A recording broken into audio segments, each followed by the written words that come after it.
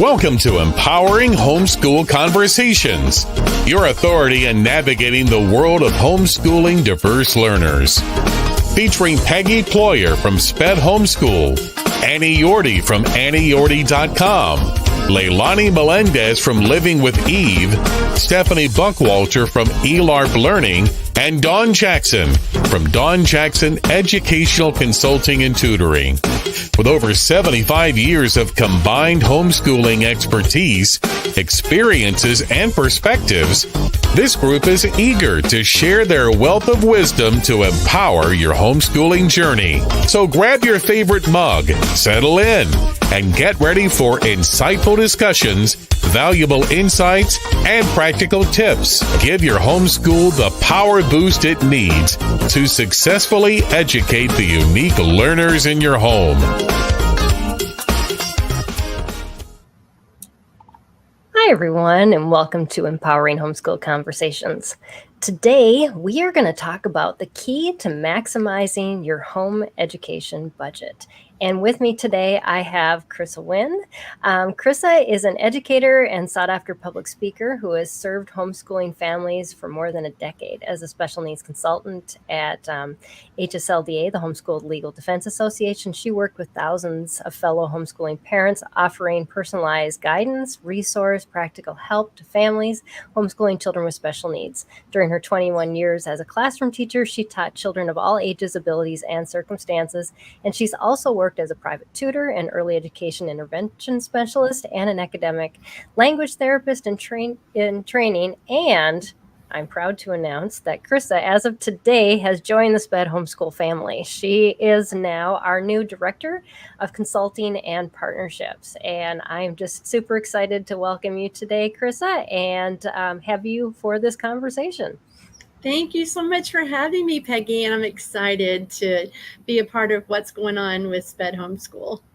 Absolutely, yes. We have some exciting news to share with you amongst our conversation today. But yes, we have been given some amazing grants and donations by some wonderful companies that I definitely want to highlight as we kind of get started, because they have made this possible and made it possible for us to be able to really develop a program that is going to be able to help families in a much broader, bigger sense than we ever have before. And I know you've been screaming for it.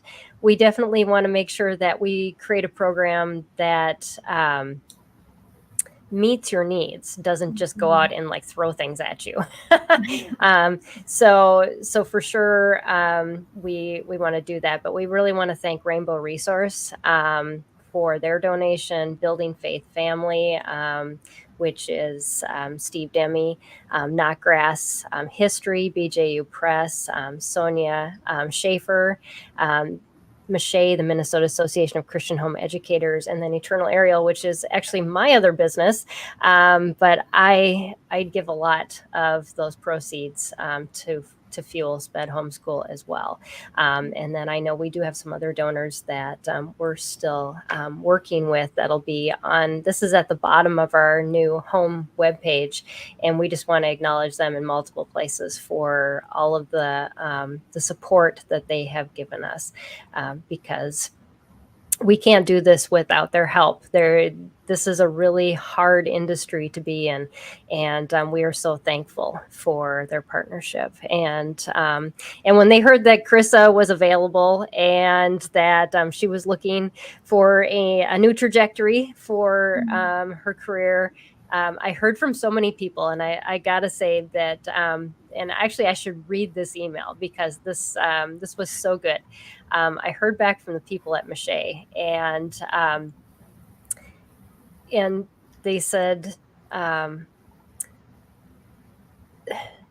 Krisa Winn is the perfect fit. They were so excited. They had met you at a conference, and I've been there a few times, so I love going there. Yeah. And they know me and they know you. And I think we're perfect counterparts for each other. um, so anyways, so yes, we are super excited for the vision that God is directing us on for SPED homeschool. And so, yeah, we'll have more announcements in the coming months about as this program kind of comes together and we start figuring out how that's going to launch. I probably wouldn't say we're going to do much, but there'll be things coming out until maybe the first of the year. But we really want to make sure that we set up things correctly and well so that they can continue and be successful. So yeah, but so I've given you a little introduction, Krisa, but I would love for our audience to get to know you a little better and for you to be able to share some of that too. Just anything about your background, consulting, or anything else you feel is pertinent to share on this topic or just in general. Absolutely. Well, doing things on a budget is very much in my realm. That I'm all about that. That's very important. So yeah, I'll dive into that later. But I am originally from between Dayton and Cincinnati, Ohio. So I'm a Midwest. Actually, I've lived in the South most of my adult life. Even when I lived in Virginia, they say that's the South. I don't really agree, but anyway, I guess it is. I don't know. Yeah.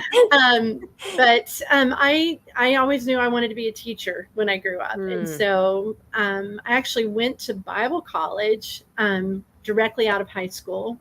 And that's where I met my husband. We got married. I was 19 years old when I got married. Oh, wow. So we were really young.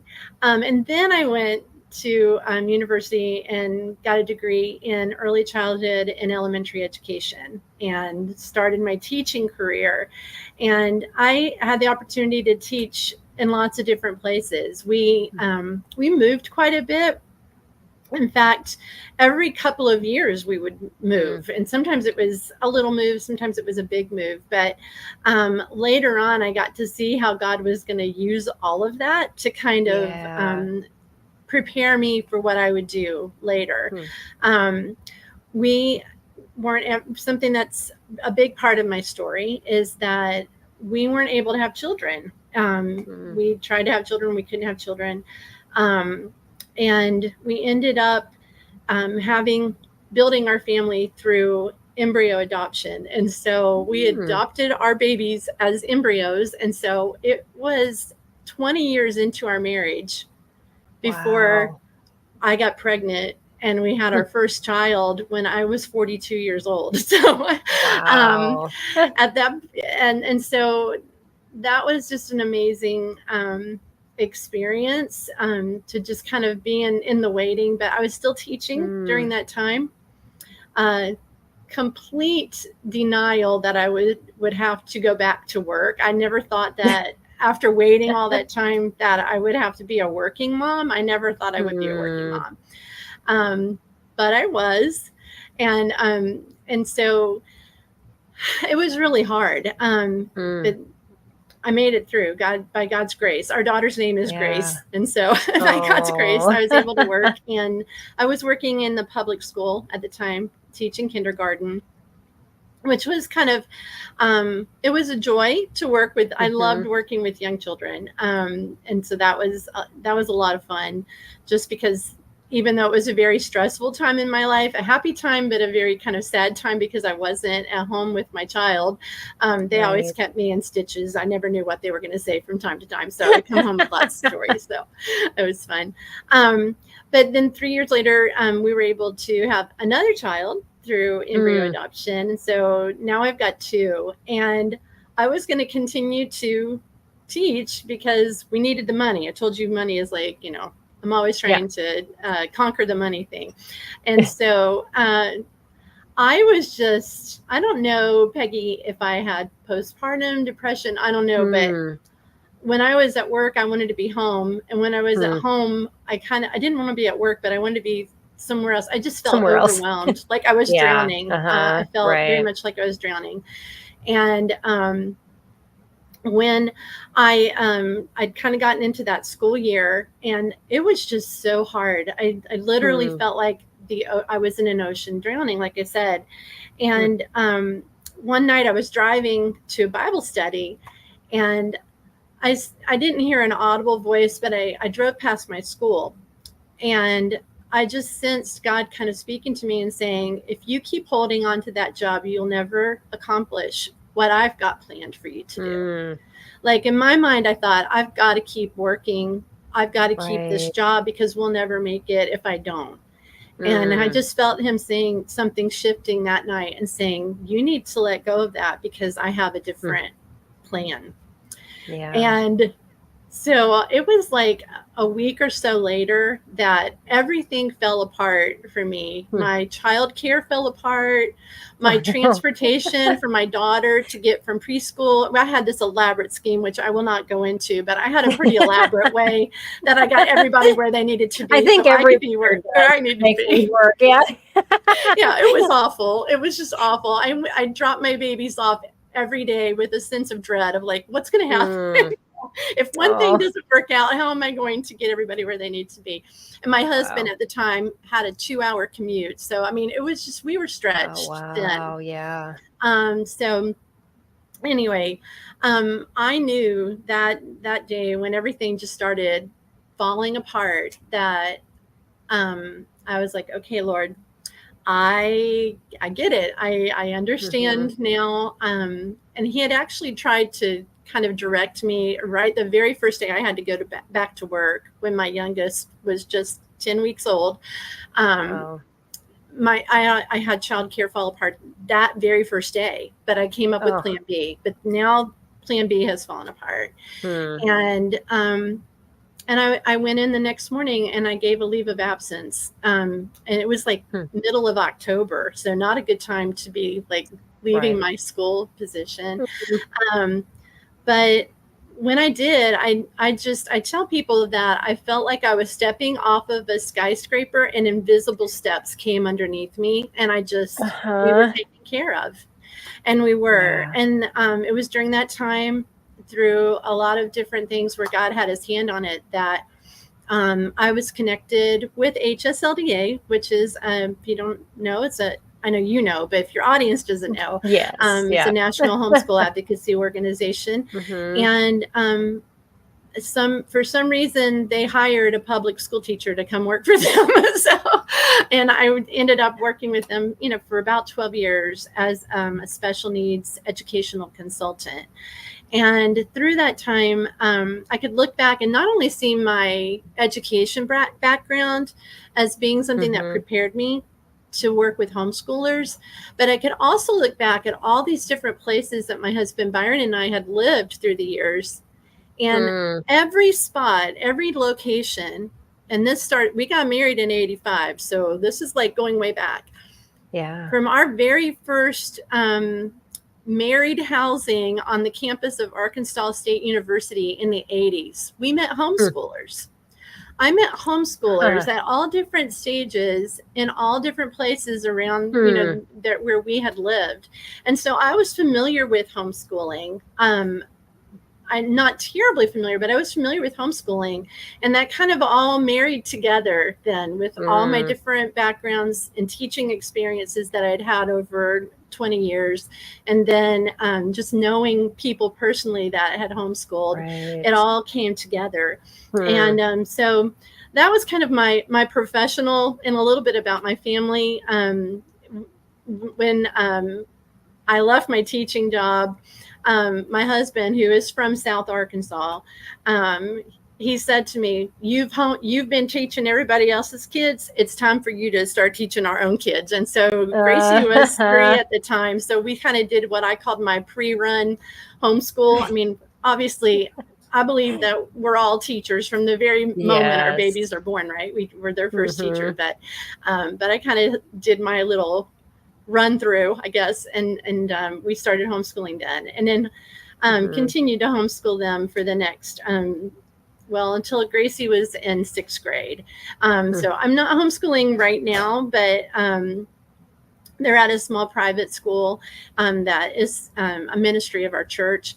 And that's been a good fit for them. But yeah, that's kind of my background, what kind of led me to where I'm at today. But it's been my joy, like for the past 10 years, just to be there, to be a support, and to consult with moms and dads, grandparents, helping them along the way to sometimes get over a hump, or just to give them information, knowledge. I've just loved serving this community. It's been an amazing ride, and I'm looking forward to now, the next leg of the journey. Yeah, absolutely. And it was interesting you said, when you felt like, because we're talking about budget today, and you said that you felt like you had to hold it all together. And I think we forget that trust part, where God just says, you know what, I've got this. Will you just let go so I can give you what I want to give you, instead of what you're trying to hold on to that isn't enough? And a lot of times we do that. We're like, well, if I can do this, and we got this mentality that if I can just do enough, then I can maximize this enough. I can budget it enough. I can save enough. And God's economics don't work that way. They've never worked that way for me. It's like when you finally say, okay, I'm letting go. I know you've got something better. You've set me on this track. I'm pretty confident that this is what you called me to do. You got to take, it over. And sometimes it takes us to the point where we hit rock bottom before we let go. But sometimes we just need to realize that those steps forward, even though we don't know where they're going to land us, they'll be perfect, and they will be supplied for. And I think that's a really good way to kind of dive into that whole conversation too. And we have great plans. We have great plans for our homeschool. We have great plans for our children. We have great plans for ourselves. But those plans can never measure up to the plans that God has. And we can't go back and say, look what he did, when we're the one who got in the way and did it all either. Yes. I'm guilty of that so many times. I think just mentality. I mean, usually there's not anything I can do anyway, but just mentally I'm taking that on when I don't need to take it on, because he's got that. He's got it. And we do need to trust in him. I think we say that we trust in God sometimes, but really we're putting a lot of reliance on ourselves, and a lot of undue pressure that we don't need to take on by ourselves. Absolutely. Yeah. I see we have some people watching live. Just know that if you are watching live, you can put comments and questions. Maybe there's some things that you're having trouble with in your homeschool budget, or with being, trying to figure out how to make something more affordable, or even possible within your homeschool. Or maybe there's a service or something for your student, and you're going, I have no idea how this is going to happen. Throw it out. Let us talk it over with you. That's why we're here and why we're live. So we definitely want you to feel like you're part of this conversation as well. And speaking of that, just know that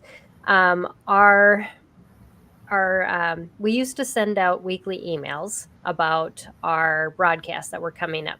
That has moved a little bit, not particularly on my choice. There was some major platform issues with where we were hosting that. I won't go into that, but let's just say we've circumvented the problem, and now we have at spedhomeschool.com/calendar is where you can see the upcoming broadcast now. And also, under each of those links, there is a button to join a group. And that group is where you can post questions for upcoming conversations. You can converse with me or any of the other podcast hosts, with some of our guests that pop on there as well. And it'll be an ongoing conversation throughout the week, not just once a week for the podcast that you listen to or the broadcast. So we want to be there as a form of support for you. That there is an additional fee. It's $5 a month, not a whole lot to get that kind of support. But look into that as a possible way to just stay connected. Have people that you know what you're going through. So again, that's spedhomeschool.com /calendar. You can check that out.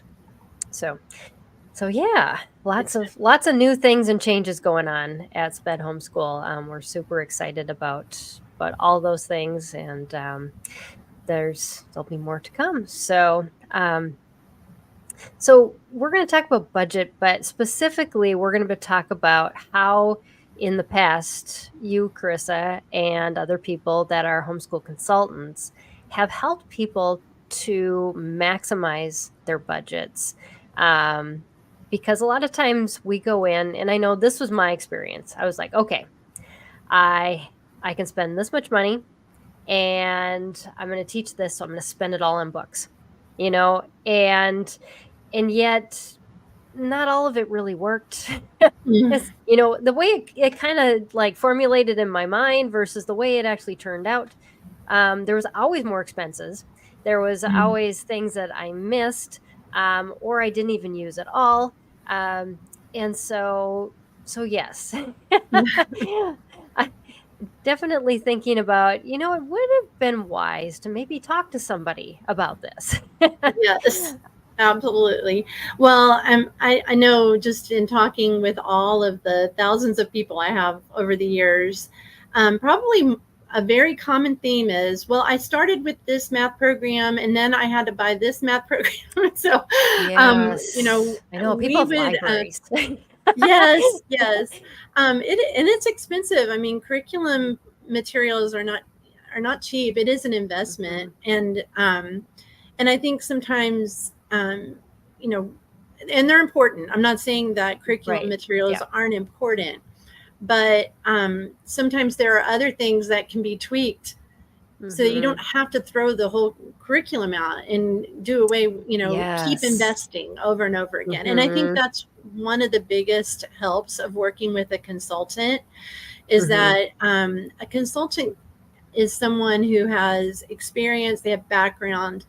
This is what they do day in and day out. They're researching constantly. They have, sometimes they have, education background in a specific area that you might be working with your child. So just that one fact that you're not maybe going to run through 3 curriculums in 1 year. I mean, it's going to make everybody a lot happier. And I know that I've talked, like I said, to so many people, their initial call to me might have been, well, we've really been struggling with multiplication facts. So now I'm looking at this program, and this program.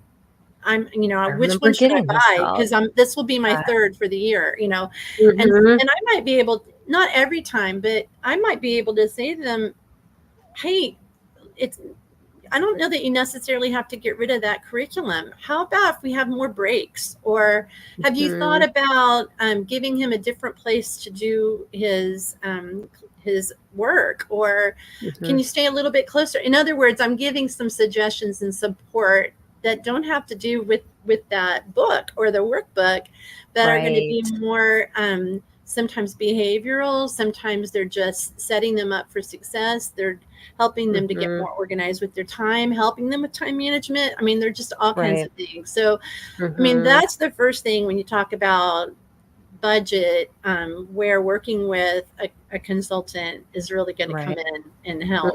Definitely. Yeah, absolutely. But there's got to be other things other than curriculum too. Oh, yeah. I mean, I'm just thinking about, because, when you have a child with special needs,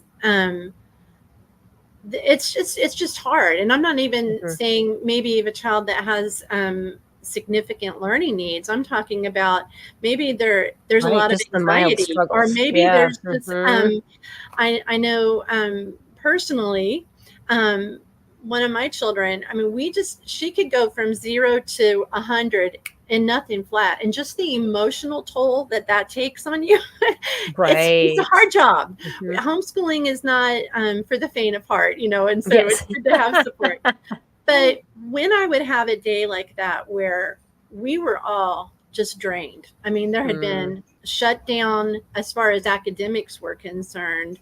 That tended to turn into shutdown for me as a mom too. So that night, instead of fixing, vegetable soup, which I could do pretty cheaply, I'm like, can we please just go to Chick-fil-A? Like, I'm going to spend more money on eating out or doing things out of convenience because I'm done. Yes. I'm done.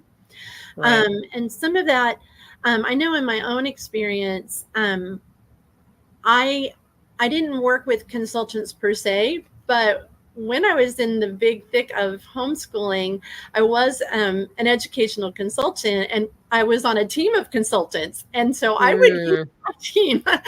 I would be like, after hours, hey, can we please talk about, what I need to do about reading for Gracie, or what I need to do about, this. And so I had that. That was a blessing for me to kind of have coworkers that were there for me to help me. So I think there's just, that can be a money saver. It might seem like that's kind of silly, but just in my own experience, when I'm spending emotionally, I'm going to look for more convenient ways to do things.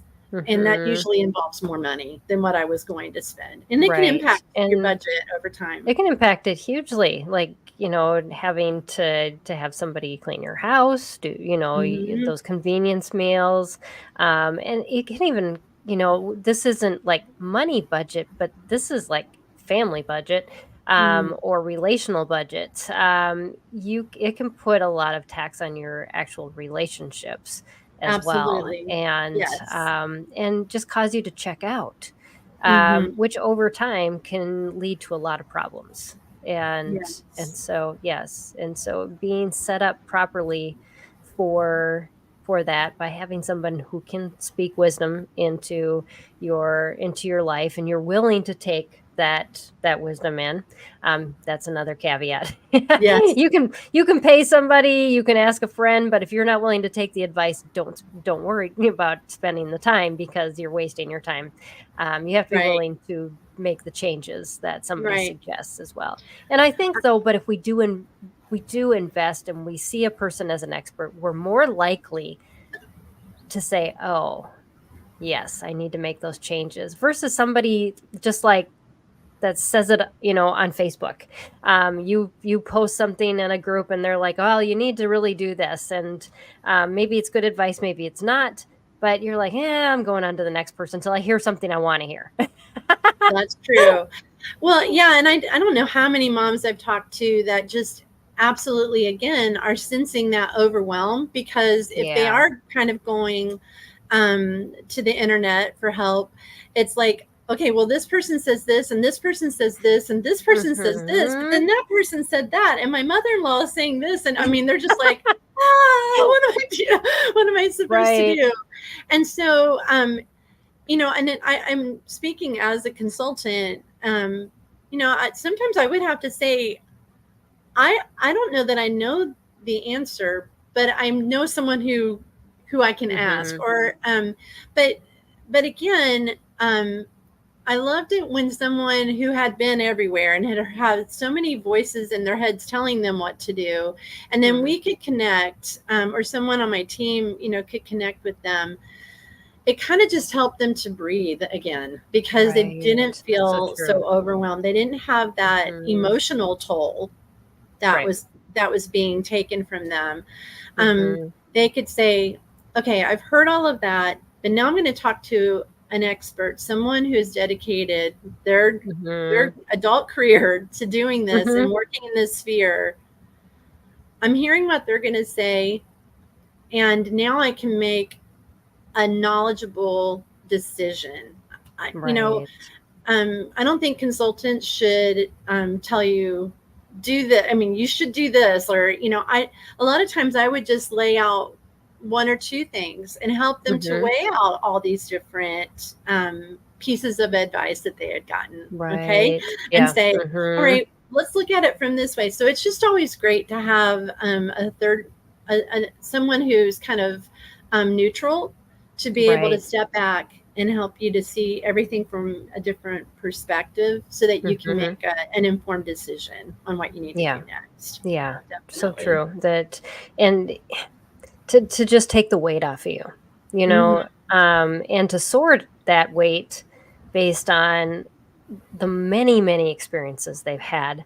And they're not in the same panic mode that you're in, because Right. oftentimes we are in that panic mode and we're seeking social media, we're reading blogs, we're doing all these things because that's supposedly where the information is. It's not. There's so much, so much out there now, and let's talk a little bit next on just the varying information and why it's so confusing and how it can become more of a burden than helpful too. Mhm. But I think that when you do talk to somebody who isn't in the middle of it and could see it from the outside, they Yes. can give you so much clarity so quickly. Yes. Versus, I think, and the one of the biggest things I speak on at homeschool conferences is fear.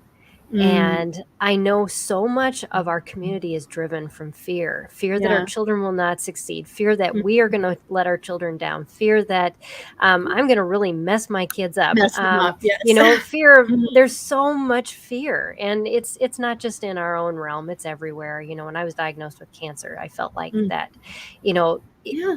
it was just, if you don't do this, this is what's going to happen. And we just get that message over and over and over again.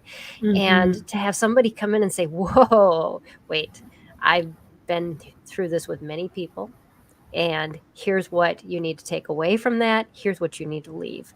And it just alleviates you to be able to say, oh, now that I've kind of seen it from a different level and I hear this perspective, now I can really make a wise decision instead of just a Right. reaction.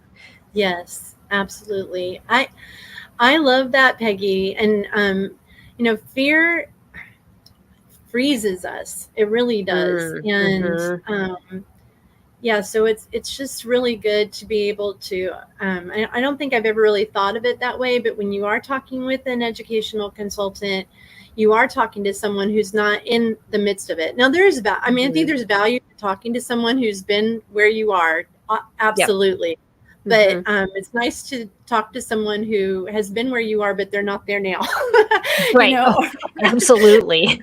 And where they have worked with people who are where you're at. It gives people hope. Yeah. And I think that's another great thing, a benefit. I know we're talking about budget, money, and the toll, and how to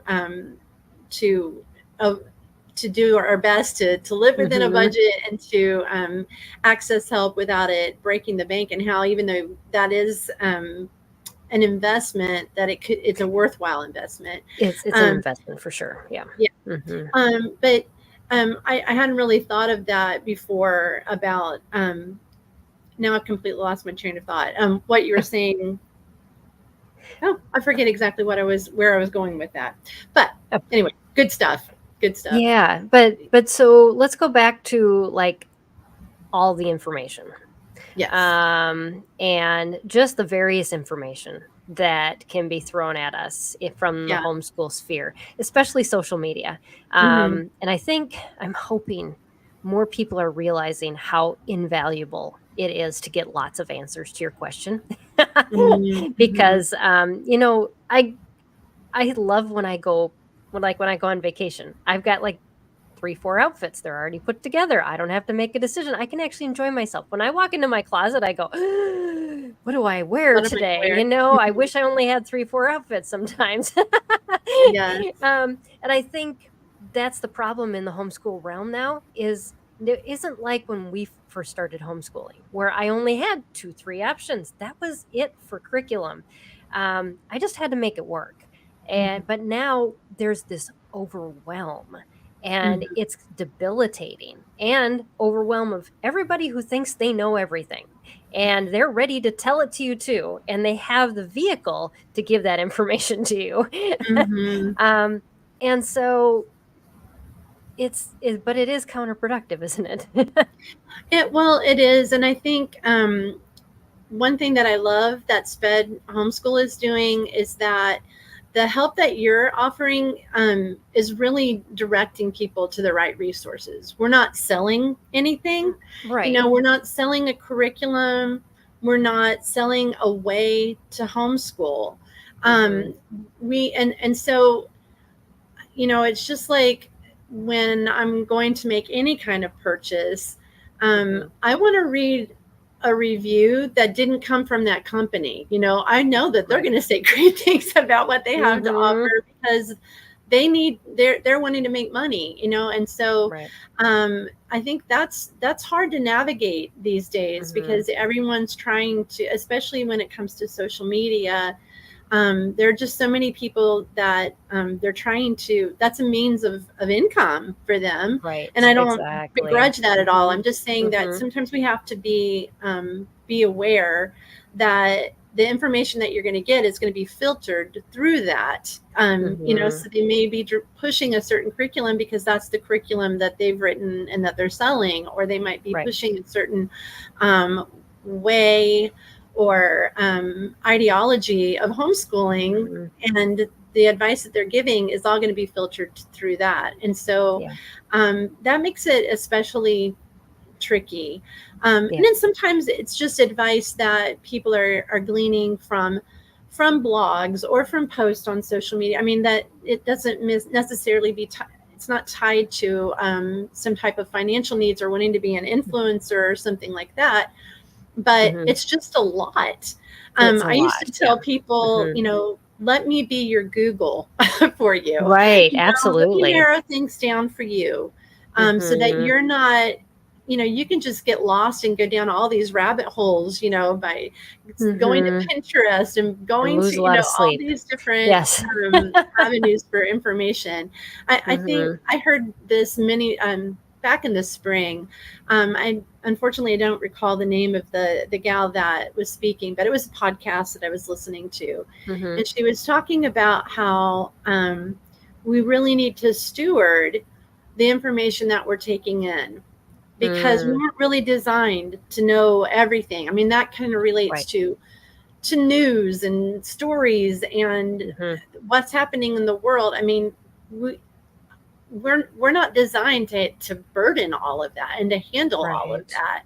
And when people are looking for answers, they are so concerned. I mean, I love homeschool moms so much because they are often making sacrifices financially. They've left jobs, sometimes like really great incomes. They've left that because they are concerned about their child's education. And when their child is struggling, they feel that deeply. I mean, I was a classroom teacher for 20 years. And when I had a kid that was struggling, I felt the burden of that and the responsibility of that. But it wasn't anything like the burden and the responsibility I felt when I noticed that my own child was struggling with reading, I mean, that's a whole new level. And so when you got a mama that's in that state of mind and hurting and struggling, and she sees her child struggling, and then they go to the internet and they're like, and then finally they find, someone like myself to talk to. They're like, thank you. Yes, they finally breathe. Yes. Yeah. I mean, I don't know how many times I've heard them say, I can't even think. I can't even make a decision anymore. I have gotten so much information. I don't know which way to go. And so there's great value in that. Huge, great value in it. Yes, absolutely. And then you can make those decisions informed much more quickly. And you can just move on. And so you're not like losing time. You're not, trying curriculums that even if you downloaded a free sample, your child's going to get confused. They're going to get off track. And we know the kids in our community, they need consistency. And so there just isn't a lot of as much time as if you had a typical learner that was a little more flexible. Oh yeah, let's just take a couple weeks to just kind of have fun. And I know if I did that with my kids when they were younger, it was be like, oh yay, free for all the rest of the year. This is our new schedule. So that wasn't going to happen. And I will say this too, because I have always been so budget conscious and trying to homeschool on a shoestring budget. Sometimes I would use those free downloads for curriculum from sometimes, not every yeah. year, but sometimes I did. And inevitably, I would be saying, okay, so today we're going to, I forgot to print off the little mini book, and then I've got to leave. Yeah, And then yeah. I lose my kids, because they're like, Oh, yeah. mommy wasn't ready, because I completely just didn't have my ducks in a row, because I hadn't printed off all 300 pages of what I needed to print off. I was doing it a little bit at a time. So yeah, that was another thing that I would often say to moms and dads that I was talking to is go ahead and spend the money and buy the real thing. Sometimes actually it is cheaper up front, but in the long run, it can be less expensive than literally. Right. And the consultant Dawn that we talked with last week on the show, she too said, one of the things that she does as a consultant, just know there's different kinds of homeschool consultants. There's diagnosticians you can work with who are diagnose specific, and or those that work on curriculum adaptation. There are those that can help you with more executive functioning and planning. Everybody has different specialties. But Dawn said that she will even take all of the curriculums you have and set up a schedule. And so all you do is open and go, just like a prepackaged homeschool, like out of a box, but it would be custom made. So there are people like that can do that. And over time, that it may even be cheaper for you and much more effective than trying to buy a all-in-one curriculum for a student that maybe is at all these different levels and has different interests. So there's just so many, it's customizable. Definitely. And we always, I'm sure you found this too, but the more that a parent gets comfortable in homeschooling, the more eclectic you become, especially in our realm, because our kids are just so unique. You have to be pulling things from, this end to that end and everywhere in between. Definitely. Hey, Peggy, I thought about something that I just, wanted to bring up too. I guess this has maybe a little bit more to do with consulting, but it could, not as much with consulting as maybe with curriculum, but it could be both. But I always encourage people, excuse me, to kind of what we were talking about at the very beginning, to be open to how God can make a way where you don't think that there is a way.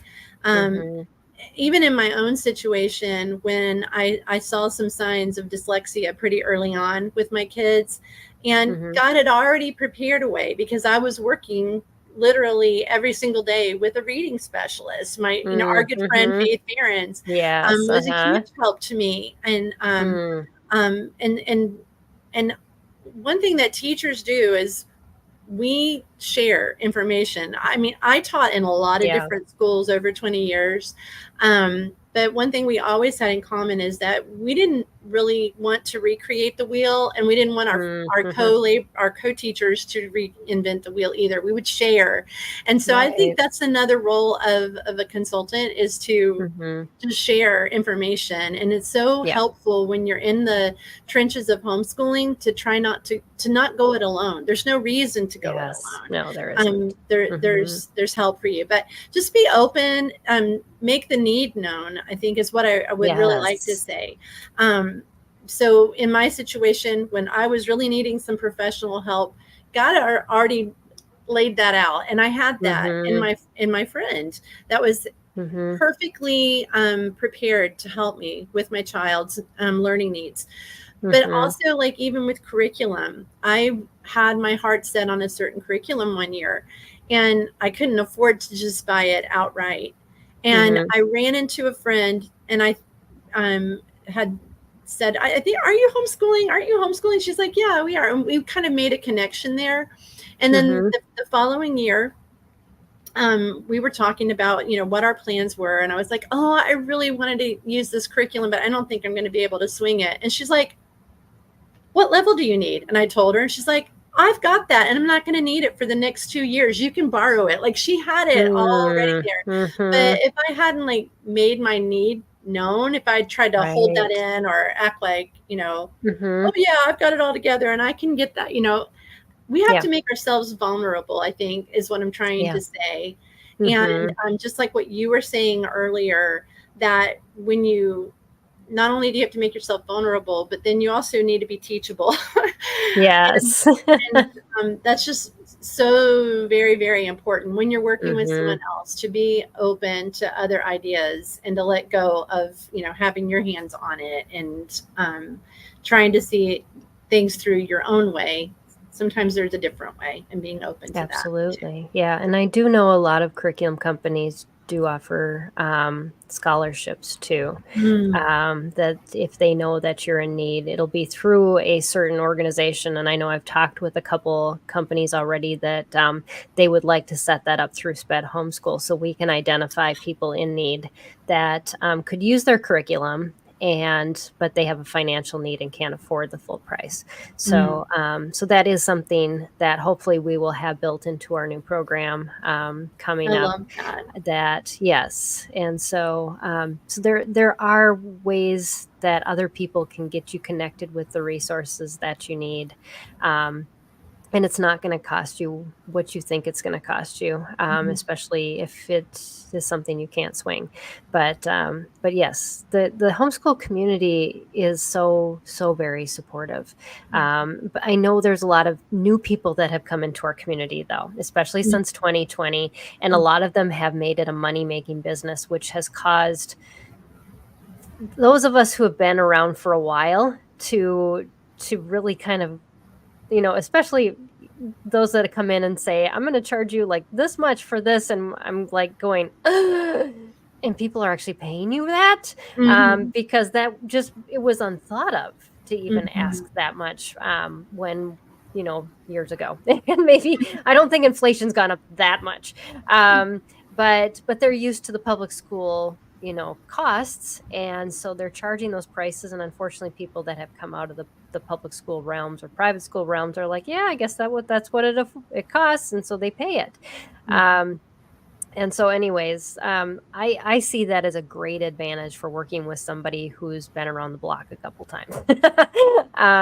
Because they know who the people are and the companies are that are established, that have really legitimate homeschool curriculum, not curriculum that was developed for a classroom and then they stamp homeschool on it, because that is a whole different place to be. If you if you are just starting homeschooling, just know that using a curriculum that was created for a classroom may not be the best fit, especially if a classroom environment did not work originally for your child. Right. But yes, because they tend to add, more hands-on things, more things for auditory learners, visual learners, than those supplemental things that you'd have in a classroom. Right. Is there other things that I'm missing? I'm thinking about, as a former classroom teacher, I typically had 21, 22 students. And I know there are other teachers that have had classroom sizes much larger than that, but my last 10 years I taught kindergartners. So those curriculum programs that were designed for the classroom are going to have, for lack of a better term, like filler activities, because you need something busy work for students to do while you're working with smaller groups. And so that's really not necessary in a homeschool setting. You don't have to have busy work, because you can be much more productive and do things that are really meaningful to the child, instead of it being something that was really designed for classroom management. And classroom management's a lot different when you have 1 or 2 kids or 4 or even 5 is completely different than a class of 22. Yeah. Yeah. Well, I'd like to kind of just as we are wrapping up this conversation, talk about what the vision of our new consulting program that we haven't even started to, Chris and I met this morning and just started brainstorming about some ideas. So, so nothing's really established. If you're watching and go, I'd really like this as part of your consulting program, pop it in the notes. And if you're listening on the podcast or you watch this video later, send us an email at office@spedhomeschool.com. We really do want as much feedback as possible to create a program that really helps you. And gives you the resources that you need to be successful. And we won't know that until you tell us. Absolutely. So, yeah. Mm-hmm. Well, Peggy, as you know, my heart is for a lot of these newer homeschool families that are coming into our community. They may really feel like they're homeschooling out of desperation. Yeah. I know so many, every single week I was talking to families like this that honestly, they didn't want to be homeschooling, but they felt they had no choice. And their backs were against the wall. And so they are like, okay, I'm withdrawing him on Friday and we're going to start on Monday. And I need help. And I work full time and my husband's a truck driver and we don't know anything about homeschooling. Can you help us out? Right. And what I love about the potential of what we could do at SPED Homeschool is that we can be there. Well, we can already be there for families like that right now because you've got a platform set up where people can connect with other homeschool moms and dads, but also with people that are in the field and that have been in the homeschool realm for many, many years and that are experts in their field. They can already do that with a certain level of subscription. But I think what the vision is very mild. It's $5 and you get into 3 groups that are run by consultants. Ask your questions because you're not just going to get the overwhelm. You're going to get an answer to your question. Right. And so I love that that's already set up. But I think like what the potential could be is even for families that need some really specific nitty-gritty help or they want one-on-one consultation, that would be accessible to them without having to pay $50 to $75 an hour, to be able to get that. It's available. And that's a pretty low cost. That would be kind of a low consultants compared to what some consultants charge. But still, we understand that can still be a burden for some of you. And so, yes, absolutely. And that's my heart. It's to be able, I know for myself, that would have been very difficult to pay $50 an hour or $75 an hour. If I had to do it to get the help that my child needed and that I needed to be able to help my child, I would do it. But I love that the potential is there for just a monthly rate that they could talk to a consultant and get some one-on-one help.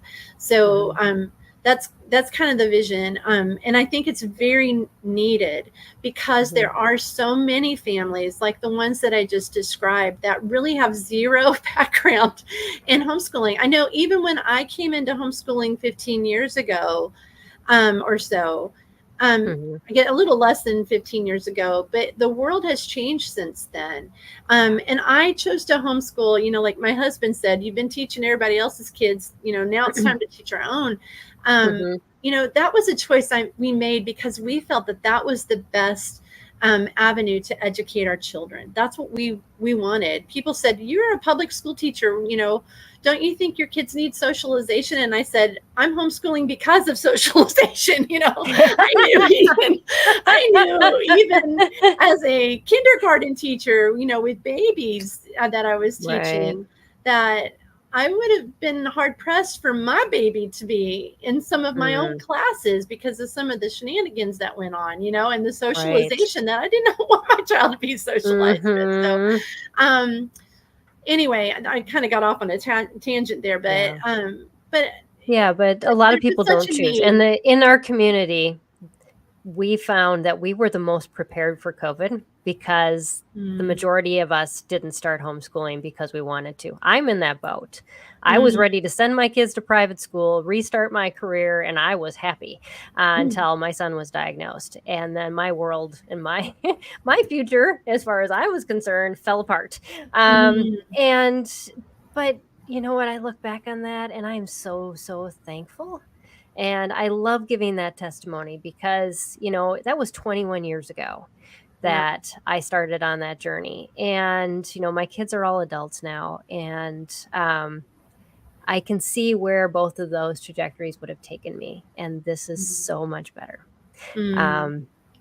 But it required me dying to a lot of dreams that I had for myself, for God to replace them with other ones that are so much better. I just have to say that, and better for my family, better for me, and just better for others.